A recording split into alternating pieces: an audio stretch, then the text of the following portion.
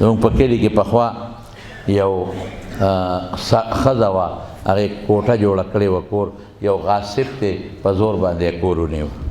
ښځه لاړه عدالت کې جج سره درخواست وکړ چې زما کوټه وه او کور او دې سړي رانه نیولی دی.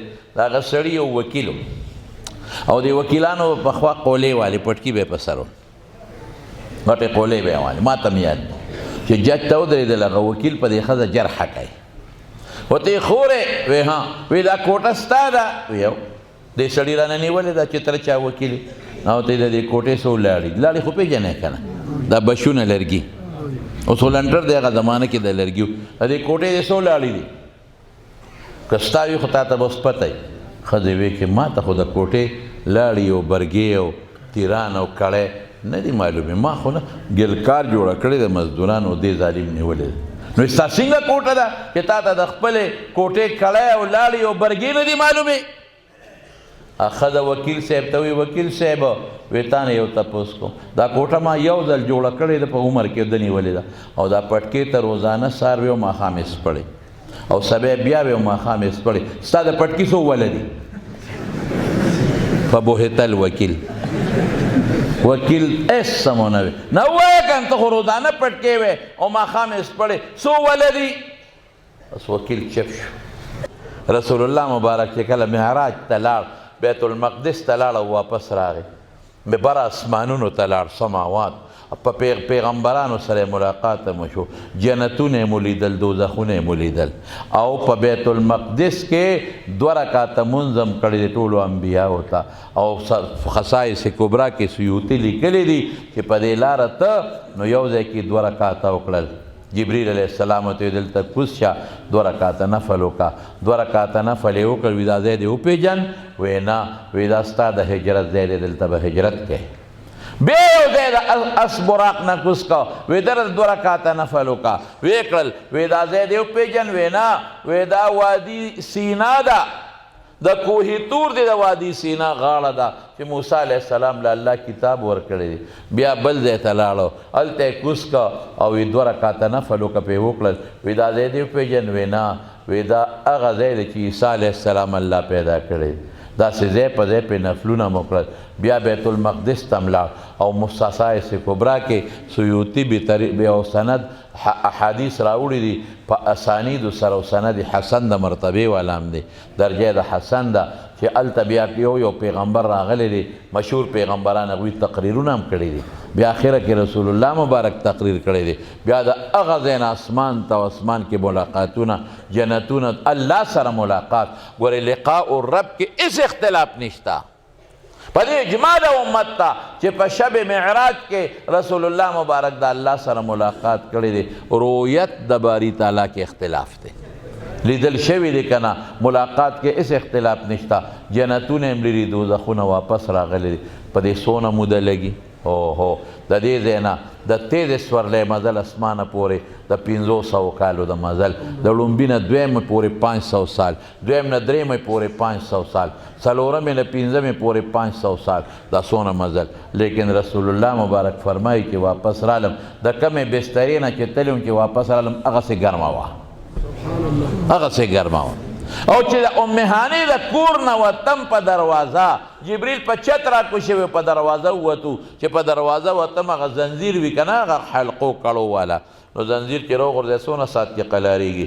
1 سیکنډ کې، 2 سیکنډه کې درونی که نه زر قلار شي. وی چې واپس رالم، هغه زنځیر هغسې ړقېدلی، په ځای ودرېدلی نو. عقل نه اوچته خبره، ډېره اوچته ده. چې بار راووته، ابوجهل په مخه ورغې، وته نن څه ناشنا خبرې دې شته او که نشته؟ وی او وی څه دي؟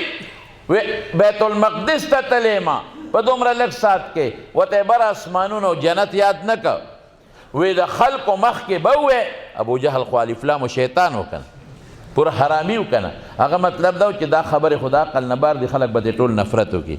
وی چې دا ته څه وی؟ وی بلکل به ویم.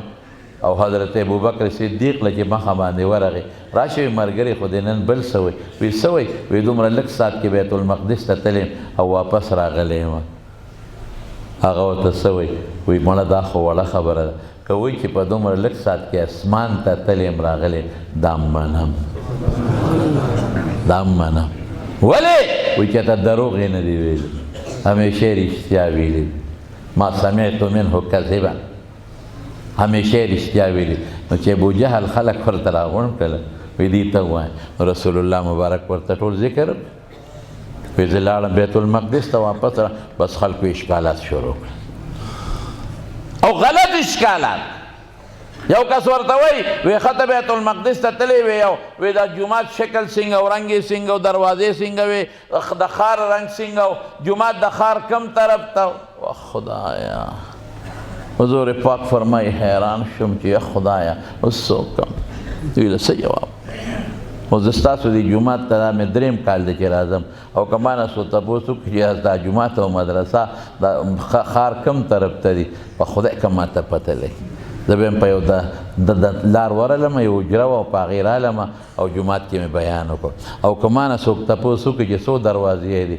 خدای شته چې اوس مې ملا نه شمېرلې ما ته پته نه لګي او څو کړکۍ یې دي ما ته یاد اسپت بار څو کړکۍ دروازې یاره وروره زه خو شمېر د دروازو له نه یم راغلی زموږ په کلي کې پخوا یو ښځه وه هغې کوټه جوړه کړې وه کور یو غاصب دی په زور باندې کور ونیو ته مړه دا ګیلاس ډکه سړی جنت کې خو کأسن دهاقه ډک ګیلاسونه به ته پکې ځای وړې دا خو اوبه خو قیامت نه دی سړی ډک ګیلاس راکوه چې ړم پې دغه شي یخ شي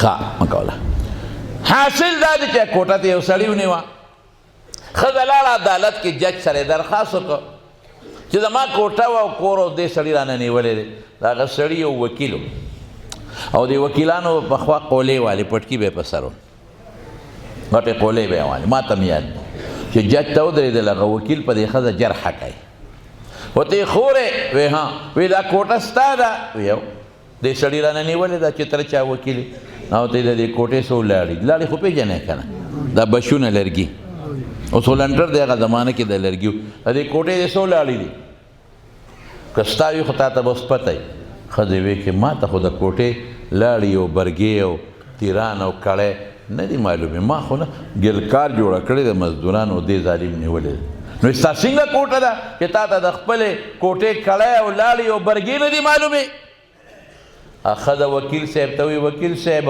وی تا نه یو تپوس کوم دا کوټه ما یو ځل جوړه کړې ده په عمر کې ده نیولې ده او دا پټکې ته روزانه سهار وی او ماښام یې سپړې او سبا بیا وی او ماښام یې سپړې ستا د پټکي څو وله دي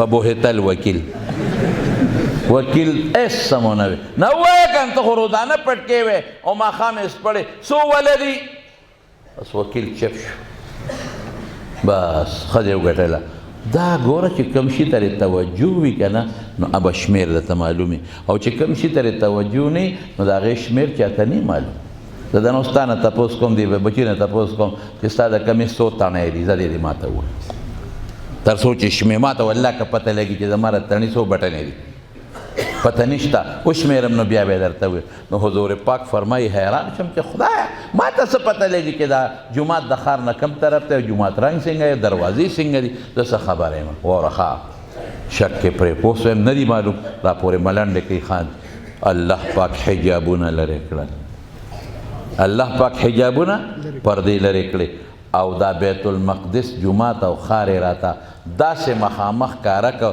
لکه په جبل ابي قبیس ته پاسه چې پروت دي دوی به تپوس کو ما به جواب ورکړه اوس دا ټولې خبرې خو د عقل نه بالاتر دي خو رسول الله مبارک ویلي دي که زمونږ ورباندې ایمان دی مونږ یې منو قرآن وایي سبحان الذي اسرا بعبده لیلا طالبان دلته سوال کوي که نه یا چې اسرا خواځي د شپې تلو ته وایي د دې لیلن څه فایده ده دا تجرید به ولې کوو موږ په اسرا کې وی اشارت دې ترې دا تنوین د تنکیر تقلیل دپاره دی چې د شپې په یو معمولي سکې تلې راغلی دی پوټې سکې تلې راغلی نو موږ د عقل بچي نه یو ښه عقل مني که نه مني عقل ورته رسیږي که نه رسیږي خو چې الله او رسول ویلي دي وایه مونږ به منو که به نه منو وایه معتزله وایي زما د عقل لاندې راځي منم او که د عقل نه بالاترې بیا دې نه منم په خدای چې دا د مور په ګېډه کې دننه دا بچې په کوم انداز لویېږي که دا هم ستا د عقل لاندې راځي دا خو الله پاک ارس کوي او ټول نظام رب العالمین چلی.